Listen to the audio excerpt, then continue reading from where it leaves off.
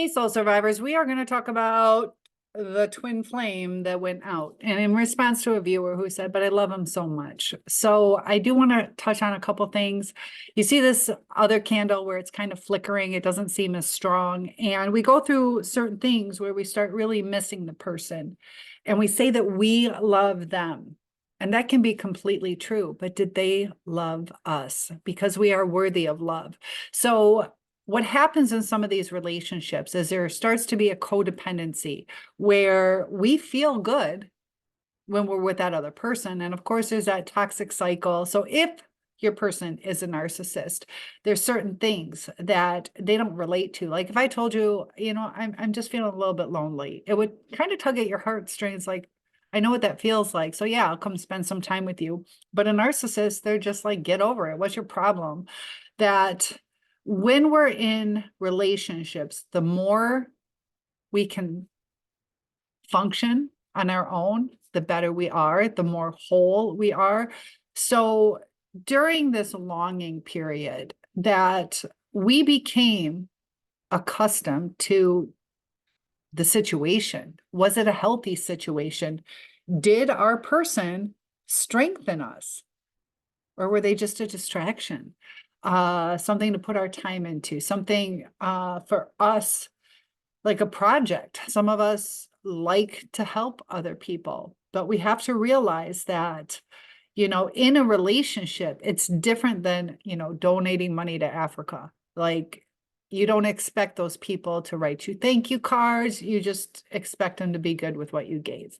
So in a relationship, it's two people building that flame and being there for each other. When one goes out, the other one brings them stronger. And it's like the give and take where we help each other through life. But if your person isn't showing up for you, where it's not just that, they need a little time to work through some of their issues.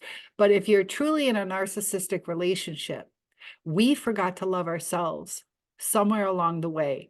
And that happens when they start cutting down our boundaries, showing us disrespect, that it shifts in their eyes. Now, they also have a light switch where they can just turn things off at the drop of a hat. And that can be foreign to a lot of us, to where we continue feeling because we truly cared about the person. But we start putting our effort into them and we forget about ourselves. So we become sad, we become depressed, we become confused, and we want to dig out of this hole, but we are asking the wrong person. A narcissist doesn't want to help us. They're only in it for their supply, to relight their flame, to keep them going. And it's toxic, that they're energy suckers. And the shift that goes on within us causes the narcissist to see their wounded child within you, because the narcissist mirrors people. So in the beginning, you're happy, go lucky, things are fantastic. And then they change you into somebody who you aren't. Now, for a relationship to survive, it's best if both people are the people that they started out with and then grow together instead of grow apart. So it's very painful when we feel this disconnect. A lot of times the narcissist, they don't see it because we're blowing up their phone, or we're crying, or we tell them how much we love them or miss them, that they're getting all those dopamine hits. So they're on cloud nine while we are upset, feeling a disconnect. And with the cycle of abuse that we go through, we always feel like just ignite it one more time. But it's always going to have that interference that's going to cause the relationship to crash again, because the narcissist isn't willing to see what they are doing. And whenever there's a little rockiness, or they don't get exactly what they want, that a lot of times they leave, whether it's repeating their childhood where maybe the father left or the mother left, or they were abandoned as a child. a narcissist will discard because of the stage of development of their brain. So I want you to follow along with me. As we go through our developmental stages, our brain is growing until we're the age of 26. And if you guys have been around teenagers, or if you've ever even been one, you know that it is a lot more of a narcissistic period time of life. You don't, a lot of defying authority or feeling immortal, doing risky behaviors, speeding, on and on and on.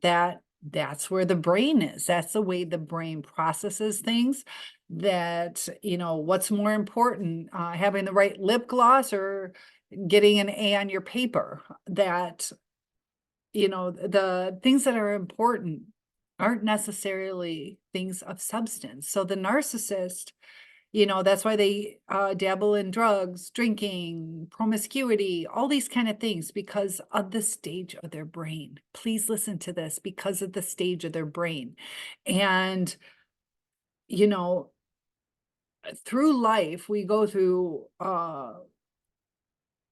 different things that form who we are and how we're going to react to things. And it's very difficult to change. And the narcissist a lot of times isn't self-aware. A lot of times, even just the way that they communicate is toxic. Even if they're trying to say something nice, the way they say it is toxic. They can say something nice like, yeah, you look really great. It'd be nice if you could get rid of that cellulite. And it's like, dude, that doesn't make me feel good. And if you don't feel good, it's harder to achieve your goals. And they can see it as a compliment. So are we with the right person? Are they willing to see how they bring the toxicity? Because they're the ones that are kind of causing that upheaval in the relationship. And over time, we may start to do reactive abuse. And I see a lot of times where, we self-reflect, we think, should I have said that or could I have done it different? We start feeling guilty, we start apologizing. But every little jab that we do at each other, I see a lot of people, granted, the narcissist brought it to the table, but when we react, we're also re-triggering them sometimes. So it's just trigger, trigger, trigger, trigger, trigger, no resolution, and discard. So there'll be that little period of self-reflection, or the narcissist just wanting supply, whether it's sex, money, an easier life, that they come back, but it's the triggering. And it's really hard to be in your safe spot because the outcome is unpredictable. Sometimes they'll stay, sometimes they'll leave, sometimes they'll talk through it, sometimes they won't. Sometimes they take accountability, sometimes they don't. That we never know what we're up against. Now, I just did a video about the murderer that came to my car door yesterday, and it turned out good, but it was a little scary because I didn't know how it would turn out. And I had relief at the end. But in these relationships, we have relief and then stress and relief and stress, and it's back and forth, which causes that intermittent reinforcement trauma bond. And it's really hard to break that cycle that we're always setting ourselves up for failure. And when it starts knocking us down, we're not as strong as we used to be. We're not as strong to say, look, don't talk to me like that, or you can come or you can stay. I'm going to go do what I'm going to go do, because we want the relationship to work. So we start walking on eggshells. And when we walk on eggshells, we're not being true to ourselves. We are slowly losing who we are. And we remember who we were when we met our person, and we desperately want to get back to that person. But we have to remember that when we met our narcissist, we were that whole person for the most part. It wasn't because of them.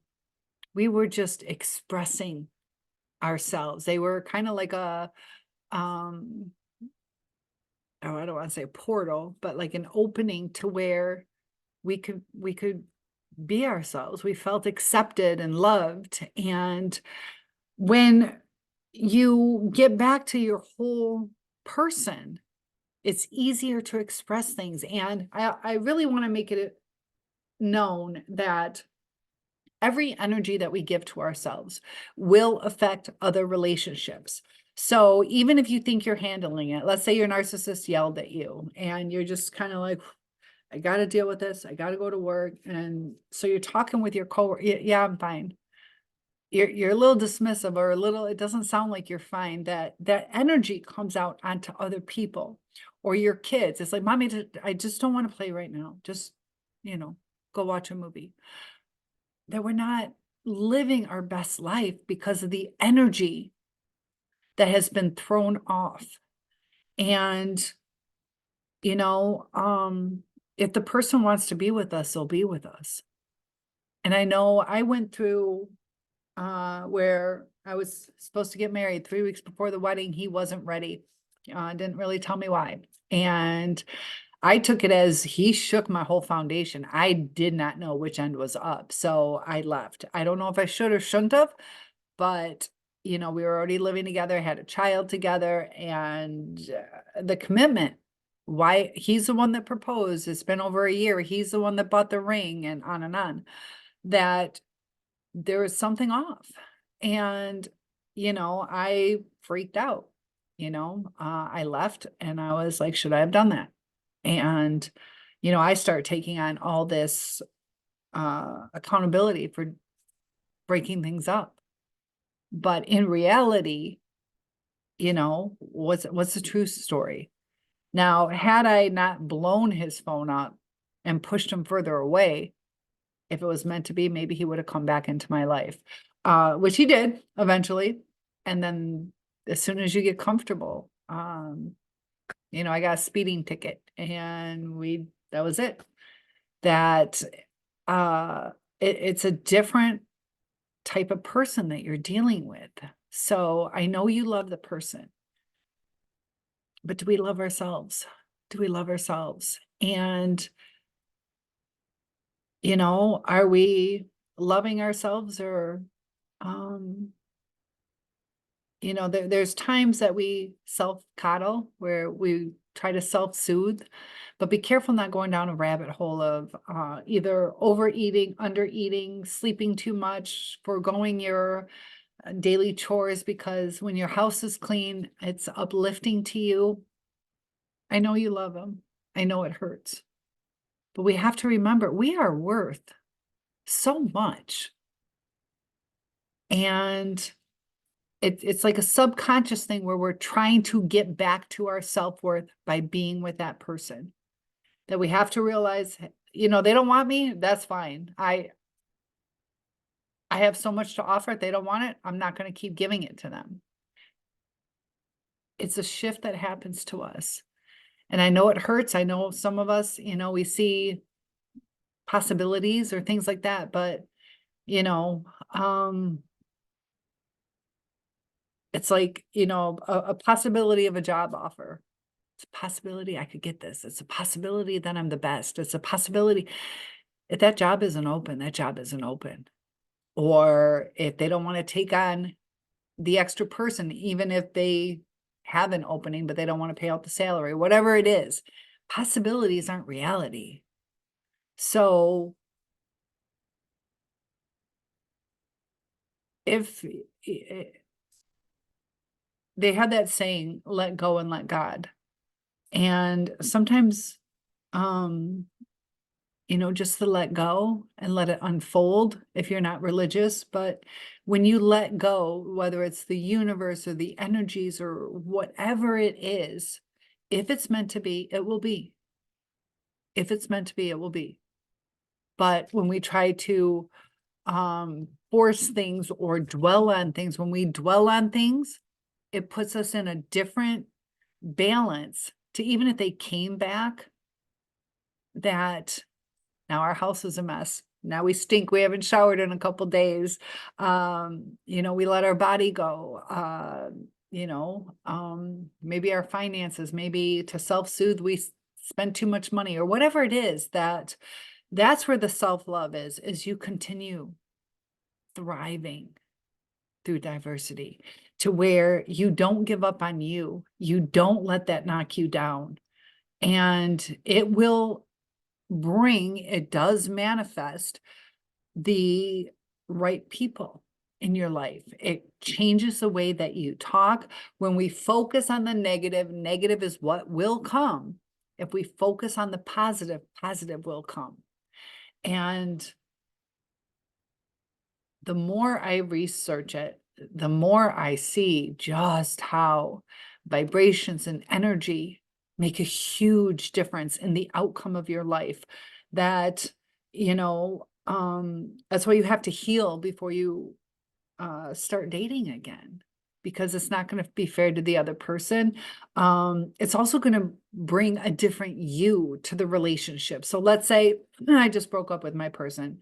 I'm kind of down. I'm kind of depressed. All I want to do is eat chips, chicken wings, and watch TV. There's guys out there that are like, she's perfect. She does not need fancy dinner. She does not need this. And so we start a relationship. And let's say it's okay. I got somebody there. But that's bringing in that type of relationship, which isn't who I am. I don't want to be a couch potato. I don't want to sit and watch movies all the time. So starting a relationship when you're not back to being who you are is still going to cause problems. It's going to either be a rebound or a bad match. So if I build myself up, I'm out doing, kayaking or whatever, and enjoying my life and doing what I like to do. And then when I'm out in the wild, I'm going to see, somebody who might be better matched, an outdoorsman, somebody who, not that I like to fish, but I like to be on the boat, to where there's certain matches and more in common of where you truly are within who you are. So there's different stages of that healing. And until we get to the full healing, we might be bringing in the wrong people. So longing for our person, it's normal to do that. There are the 5 stages of grief. All we can do is just keep bettering ourselves. So if you met that person when you were up here, you're down here now. You're a different person. You're sad. You're doing different things. You're avoiding certain things. So even if it was to work out, you need to get back to that space of who you are authentically and really evaluate. If you were with a narcissist, they're just mirroring you. Are you truly with somebody who truly shares the things that you like to do? Are they compassionate? Do they expect things without giving in return? Is it a transactional relationship? If I make you dinner, will you give me a blowjob? If I do this, will you do that? Or is it, just fun, spontaneous, working together? So I know it hurts, but we have to be able to stand alone. And the narcissists, they don't stand alone. They're dead without their supply. And that's why they go to such extremes to get supply, back and forth, back and forth, back and forth. And since it's not a deep connection, those are just flickers of supply. Everything that they do is going to be temporary. So they can be in long relationships. They can be. But it's such a weak sense of self that they're constantly feeding it, and they feed it through the people who are closest to them. And those are the ones that feel the most pain. They have a saying where the one that cares the most is the one that hurts the most. And a lot of times that's true. When we give so much It's almost like we're mothering. And when you're a mother, you set your child free. That's part of it. So the narcissist is in like that childlike state, going through the stages to be set free. They are not that whole person. They don't stick around. They become somebody different than when we met them anyways. So it's not that same match. And a lot of times that's why we feel used, because in a sense we were. So looking back, just realize you had some great times. Regardless of what the outcome is, if you can get back to who you were, everything will fall into place. But take into account what the red flags are. Take into account who you truly are, because you don't want to get back down here again. I know it hurts. There are 5 stages of grief. I have videos on that. Let me know if I can help you through.